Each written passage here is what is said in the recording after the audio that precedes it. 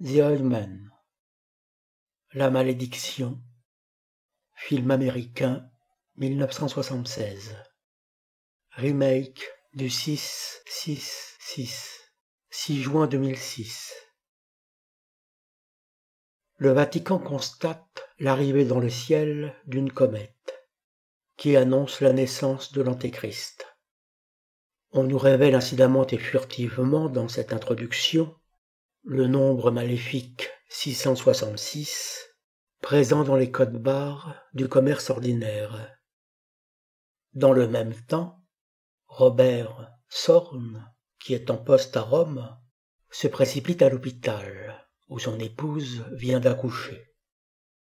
Un prêtre, qui l'attendait seul dans le couloir, lui apprend la triste nouvelle. L'enfant est décédé. Cela dit, la mère n'est pas au courant. Son utérus a été endommagé durant l'opération. Elle ne pourra plus avoir d'enfant. Devant le désarroi du père, l'ecclésiastique lui propose alors d'accepter le plan de Dieu. Un bébé vient de naître, à la même heure. Sa mère est morte, et il n'a aucune famille. Il lui propose de le lui donner en échange. Dans cette situation extrême, Robert accepte et présente ce fils à sa femme encore alitée à l'hôpital, qui le prend dans ses bras. La petite enfance se passe bien, le petit garçon souffle sa première bougie, on apprend qu'il s'appelle Damien.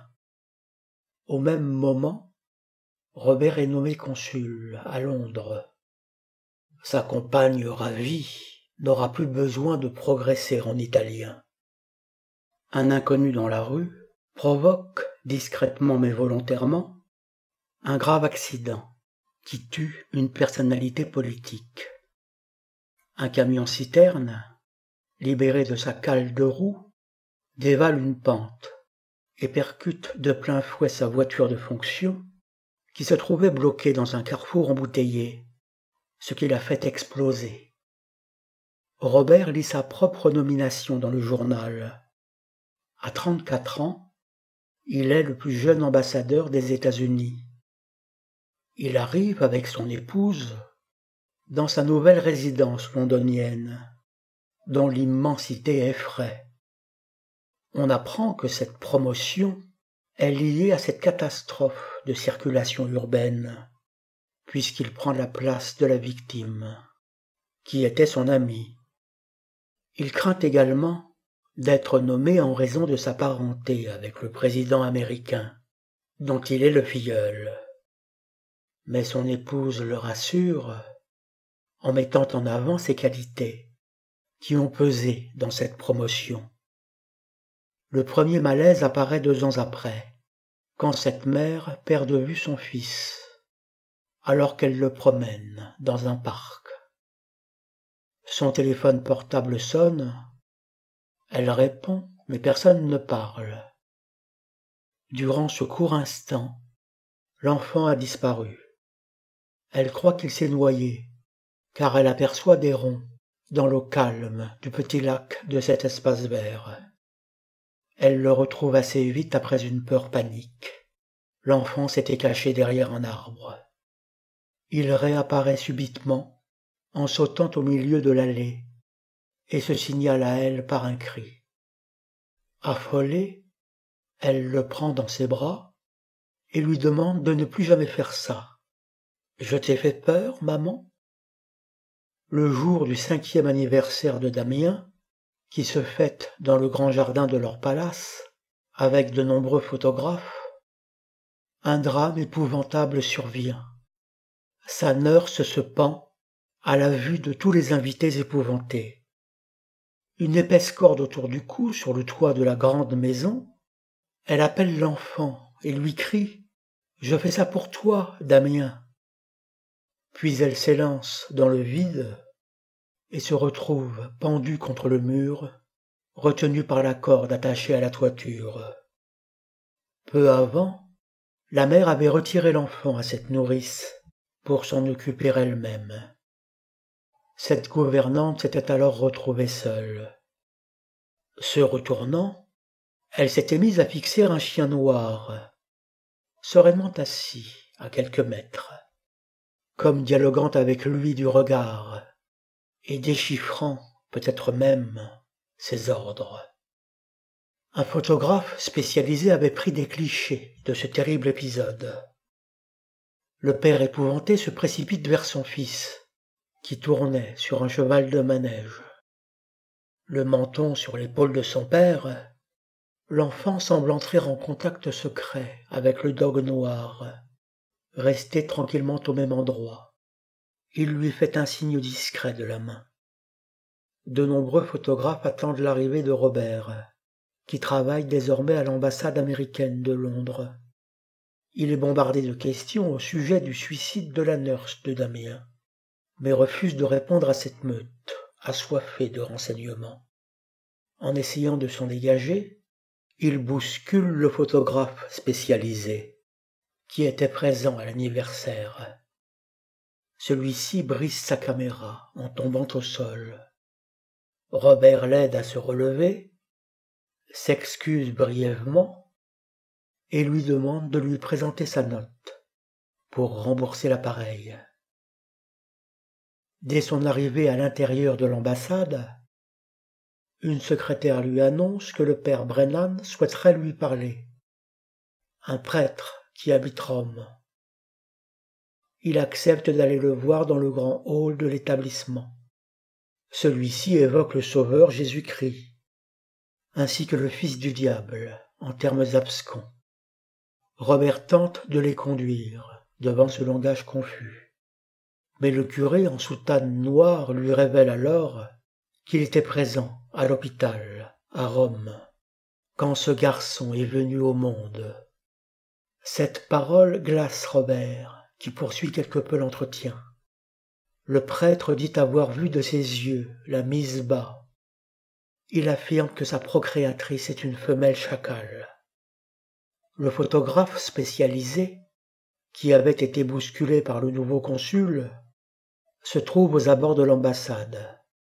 Il prend de loin des clichés de la sortie de l'aumônier, escorté par des vigiles de sécurité. Les parents de Damien cherchent une nouvelle nurse. Ils ont du mal à trouver une personne convenable, quand une certaine Madame Baylock se présente à l'ambassade pour une candidature. Robert et Cathy l'écoutent se présenter. Elle compatit à cette situation difficile. Cathy lui fait observer qu'elle n'a pas son CV.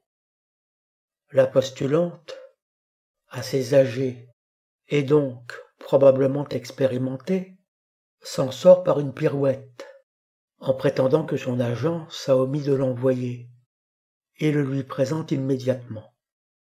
Elle élève des enfants depuis presque 40 ans, déclare-t-elle. Elle fait assez bon effet et demande à voir le petit. Cathy l'accompagne dans sa chambre. Damien, sur son lit, l'observe silencieusement. Il semble se comprendre aussitôt du seul regard. Pendant ce temps, le photographe développe ses multiples prises de vue. Dans son sombre studio rouge foncé, il les étudie tant sur papier que sur écran, et semble constater ici et là des anomalies. Cathy est obligée d'insister auprès de Madame Baylock afin qu'elle prépare Damien à sortir pour une cérémonie. La nurse tente de l'en dissuader. Ce sera long, Damien a pris froid, il a fait des cauchemars pendant la nuit. C'est une sorte d'avertissement pour prédire que ça n'ira pas.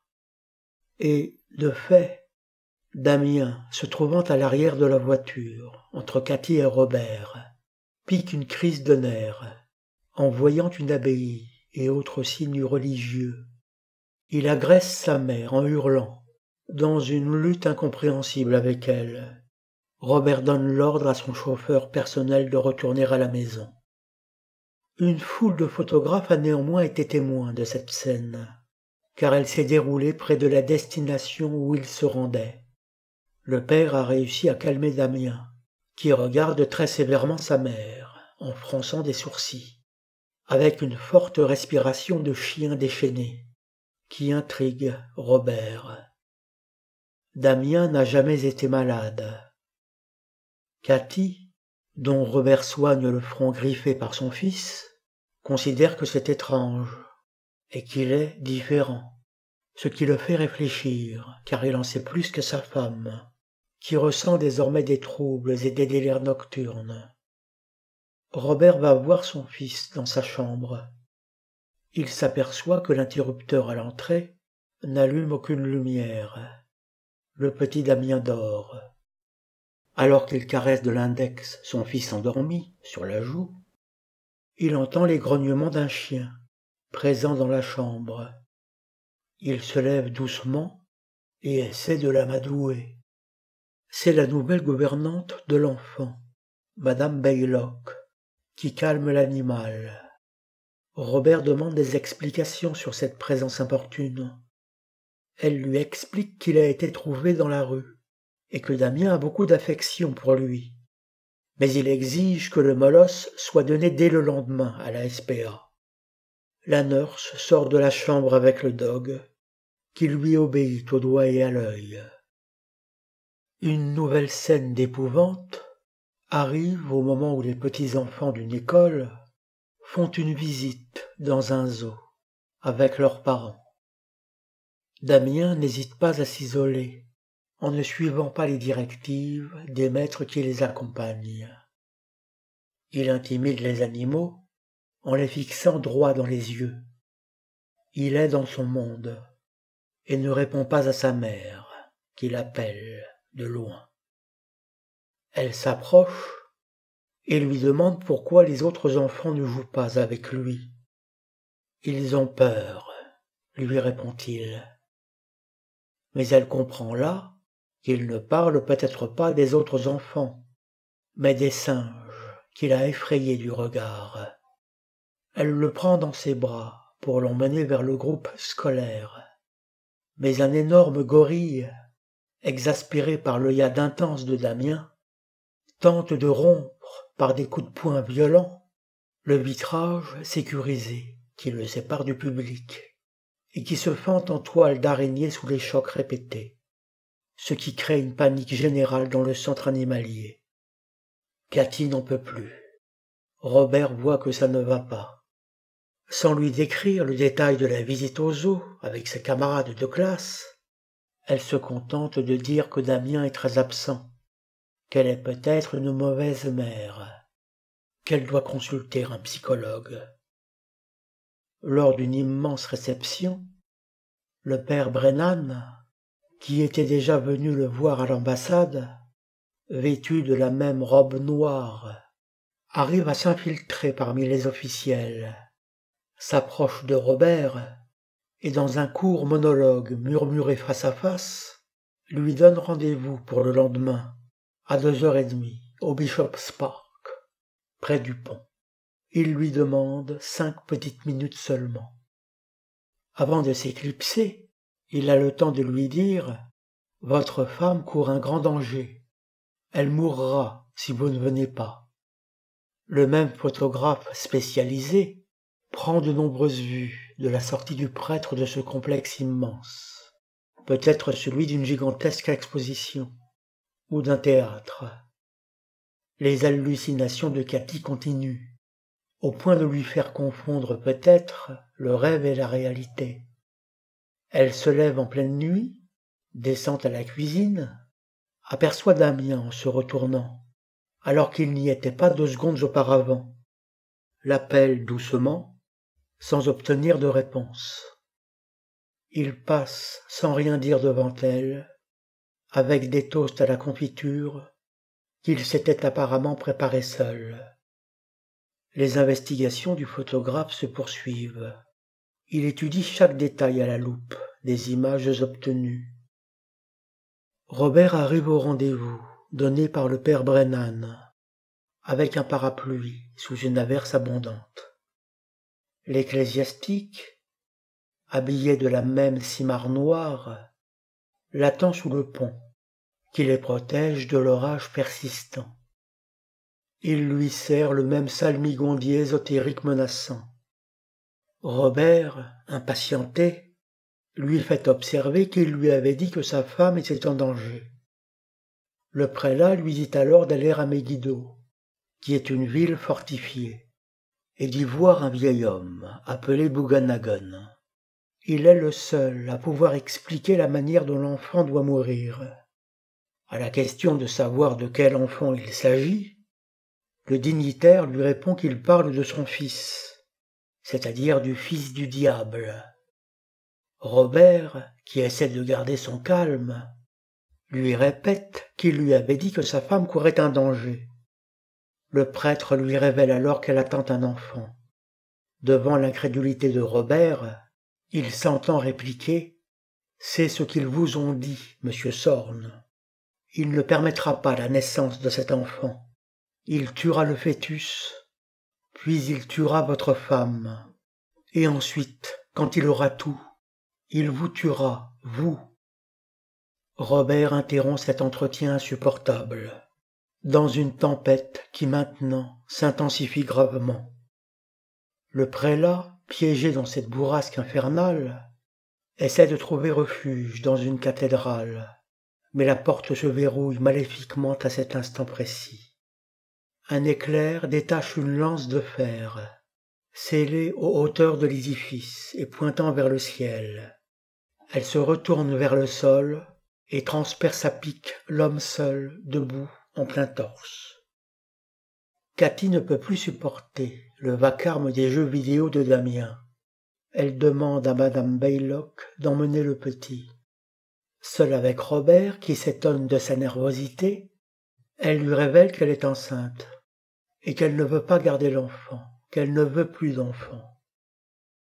Robert reçoit peu après un courrier électronique contenant la photographie du prêtre debout devant une chapelle, légèrement penché vers l'arrière, transpercé au thorax d'une hallebarde. Le psychiatre de Cathy reçoit pour une séance son mari, qui lui explique les difficultés que son épouse a dû gérer avec Damien. Le thérapeute lui répond qu'elle est dans ce qu'on appelle un délire de rationalisation. Elle a des fantasmes selon lesquels, par exemple, Damien est un démon et qu'il ne serait pas d'elle. Il lui propose d'accepter un avortement, ce à quoi le père se refuse. Damien s'entend à merveille avec sa gouvernante, Madame Baylock. Ils se regardent longtemps, en face à face, droit dans les yeux, comme s'ils se parlaient sans l'usage des mots.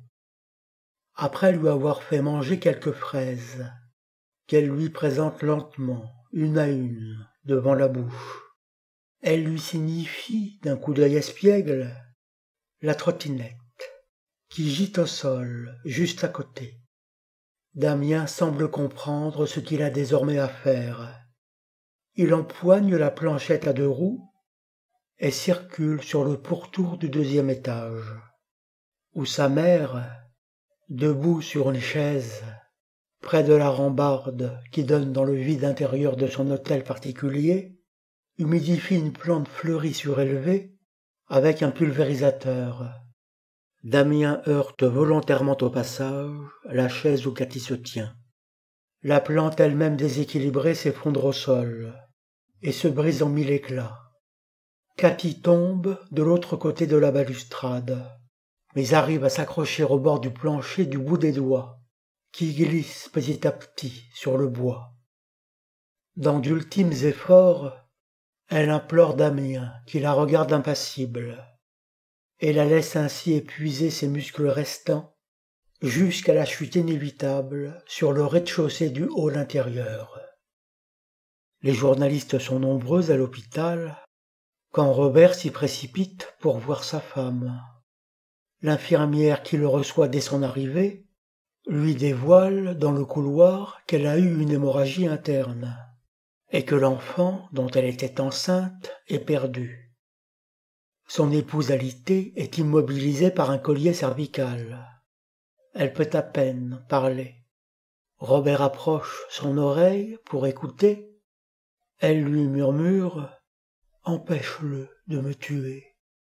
Arrivé à son palace, sous une pluie torrentielle, il s'aperçoit que le molosse, qui grogne à sa vue, est toujours dans les lieux et surveille la porte de la chambre de Damien. C'est alors que le photographe spécialisé, qui s'appelle Keith Jennings, lui téléphone. Il le rassure tout de suite, ce n'est pas à cause de l'appareil détérioré qu'il le contacte, mais au sujet du père Brennan. Il lui signifie qu'il a été vu auprès de ce prêtre, peu de temps avant son accident mortel.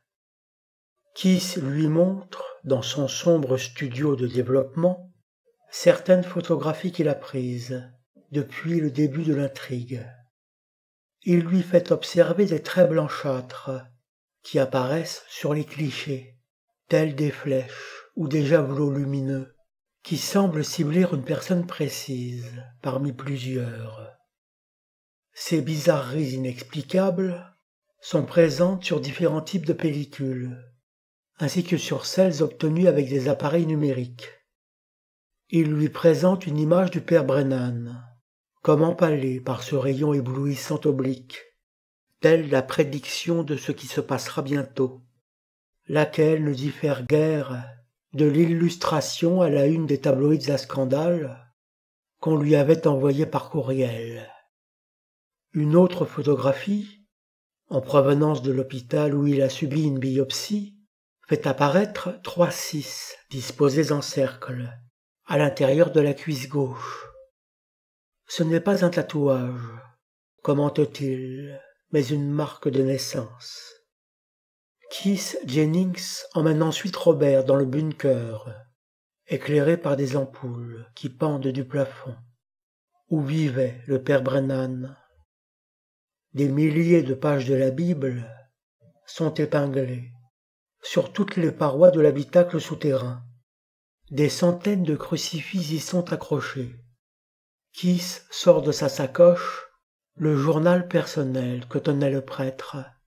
Il lui explique qu'il ne parle pour ainsi dire que de lui, Robert Sorn, notant soigneusement toutes ses allées et venues.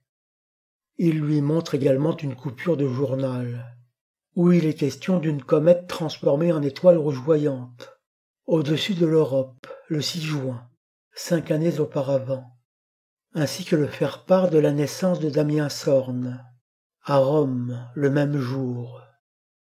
À la question de savoir si Damien est né à 6 heures, ce qui créerait le code 666, 6e mois, 6e jour, 6e heure, Robert lui révèle que son fils est mort, et qu'il ignore qui est le père de l'enfant qu'il élève.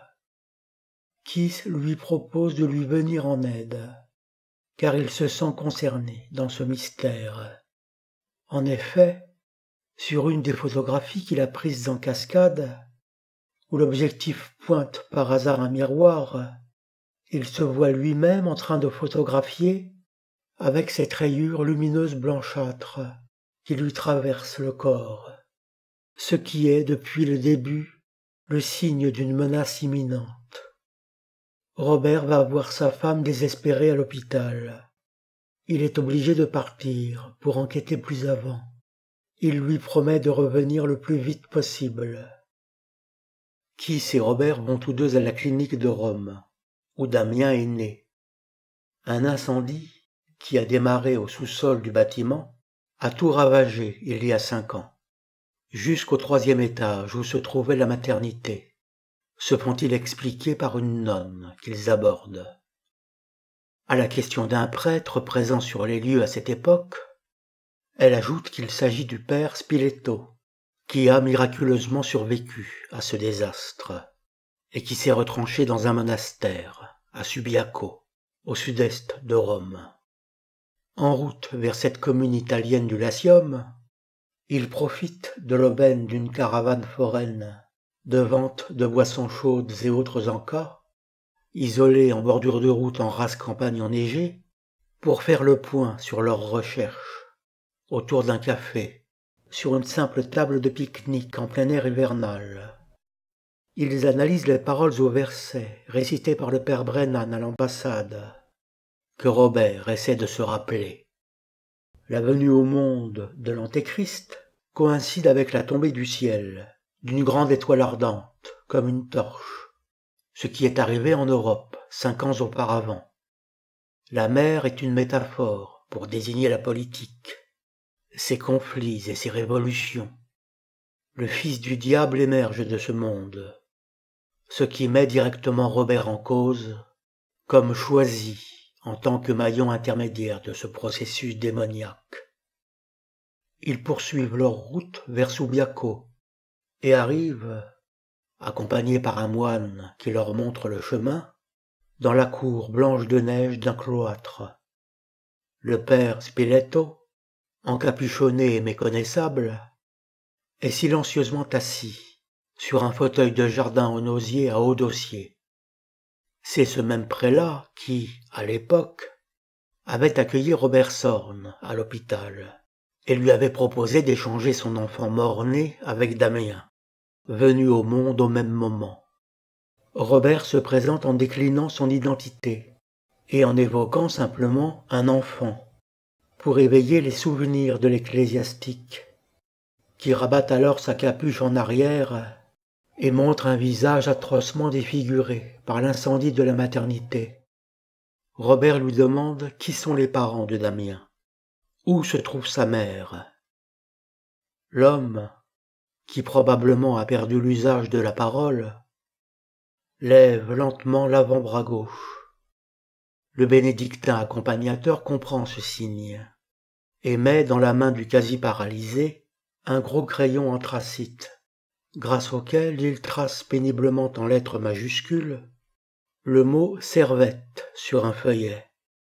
Le guide explique qu'il s'agit de Cerveteri, où se trouve notamment une nécropole de l'époque étrusque, au nord-ouest de Rome. Les deux compagnons s'y précipitent en automobile. C'est là qu'ils repéreront, effectivement, dans le cimetière désert, 2 pierres tombales, côte à côte, où figure la date du 6 juin, 5 années antérieurement, celle de la mère et celle du fils. Ils déblaient les contours de la plaque tumulaire de la génitrice de Damien, puis, une fois dételée, la poussent pour dégager l'ouverture de la sépulture. Ils découvrent alors, au fond du trou, les ossements décharnés d'un chacal allongé de profil. Robert fait de même avec la tombe de son fils, juste à côté, et voit le squelette d'un nourrisson. Il comprend immédiatement que les commanditaires invisibles et inconnus de cette machination ont assassiné son fils à sa naissance, après l'avoir enlevé à sa mère, pour pouvoir lui confier Damien en échange.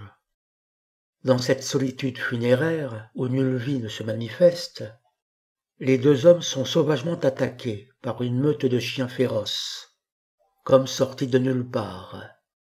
Ils n'arrivent à s'en sortir que de justesse par une entraide mutuelle. Pendant ce temps, Madame Baylock se présente à l'hôpital avec Damien pour visiter Cathy, alitée depuis sa chute du 2e étage. S'il n'est pas souhaitable que le petit pénètre dans une chambre aussi désolée, sa nurse arrive à convaincre l'infirmière de la laisser entrer, pour pouvoir apporter un peu de gaieté à l'accidentée, même somnolente. Madame Baylock se retrouve ainsi seule avec Cathy affaiblie, immobilisée et suppliante. Elle injecte un produit létal dans la perfusion goutte à goutte. Elle empêche d'appeler de l'aide en obstruant sa bouche d'une main, ce qui précipite sa fin. Madame Baylock sort de l'hôpital avec Damien, qui l'attendait dans le couloir, comme si de rien n'était. Robert apprend par téléphone la nouvelle de la mort de sa femme, alors qu'il se trouve avec Kiss dans une chambre d'hôtel, pour se rappeler la ville de Megiddo qu'avait évoqué le père Brennan. Effondré par cette nouvelle épreuve, il comprend que les renseignements du prélat étaient exacts, dès le commencement de cette cabale, et que c'est lui, désormais, qui court un grand péril dans cette course endiablée contre la mort, sans omettre le photographe qui le seconde amicalement, ayant été lui-même visé par une blancheur incandescente, sur un des clichés qu'il avait pris. Il se souvient également de Bugenhagen, nom du vieillard qu'il leur faut aller voir. Robert veut désormais la mort de Damien. Il n'a pas d'autre choix. Son associé ne peut évidemment pas le contredire. Ils se rendent tous deux à Megiddo, ville biblique qui se situe au nord de Jérusalem, et se font aider par des passants en sillonnant les ruelles pour trouver le dénommé Bugenhagen. Ils le trouvent prostré, dans un sombre refuge pierreux, éclairé par des bougies. Mais l'anachorète sait ce qu'on attend de lui. Dès qu'il apprend que le père Brennan est mort, il déballe devant ses visiteurs les différents poignards à utiliser pour tuer Damien, ce qui doit se faire en terre consacrée, dans une église par exemple. Les dagues ont des significations précises qu'il détaille. Robert exige une preuve que Damien est bien la bête, le diable incarné. Bugenhagen affirme alors que le nombre 666 se trouve inscrit de naissance sur son crâne, et que cette femme qui s'occupe de lui est un suppôt de Satan. Robert, désemparé, s'enfuit de ce repère caverneux, incrédule, retombant subitement dans le doute affreux. Il comprend, probablement, que s'il en est ainsi, c'est donc Madame Baylock qui a assassiné sa femme à l'hôpital. Il ne veut plus rien entendre. Kiss s'empare des poignards et court derrière lui le rejoindre. Robert ne croit plus en rien. Il dit à Kiss, qu'il a retrouvé dans la rue marchant d'un pas nerveux, que Bugenhagen est un ivrogne affabulateur.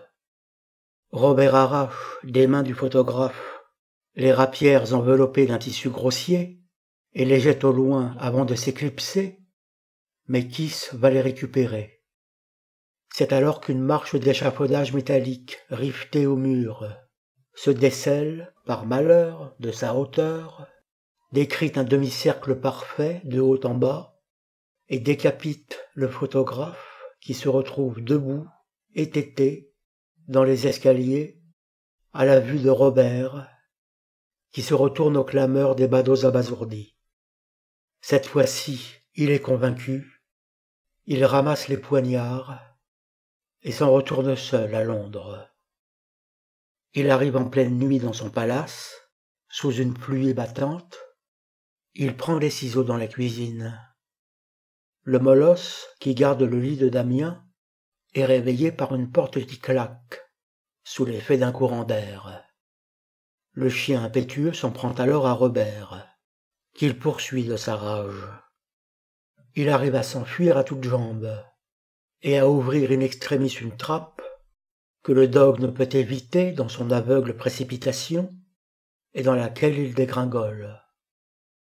Il entre ensuite dans la chambre de Damien endormi, et lui coupe doucement quelques mèches de cheveux. Il constate alors la marque des 3-6 disposés en cercle sur son cuir crânien. Madame Baylock lui saute alors à la gorge, par derrière, comme une folle, en hurlant, ce qui réveille Damien, qui pousse également des cris. Il parvient à se dégager de son emprise en la cognant violemment à reculons contre le mur. Il s'empare de Damien qui vocifère. Il le propulse à l'intérieur de sa voiture stationnée avant d'y entrer lui-même. Il culbute à toute vitesse la nurse, revenue armée d'une hache, qui tente de s'interposer au milieu du chemin. Comme il sort en trombe de son hôtel particulier, en fonçant sur le portail d'entrée qui cède à cet impact, les vigiles de service poursuivent immédiatement à moto le véhicule en infraction et appellent les secours qui se multiplient à son encontre. Arrivé devant l'église où il s'arrête en catastrophe, il sort de la voiture et prend Damien braillant dans ses bras, tout en tenant les poignards enveloppés. Il entre dans l'édifice religieux et maintient Damien de force au sol sur le dos, en faisant d'un air lugubre une prière rapide. Au moment fatidique, le bras levé, prêt à frapper Damien, qui le supplie d'arrêter, les policiers arrivés en renfort font irruption dans la cathédrale, visent et tirent. Les funérailles de Robert Sorn se font néanmoins en grande pompe militaire. Le président américain y est présent et tient Damien par la main. L'enfant, manifestement en bonne forme, esquisse un sourire malicieux. Décembre 2017.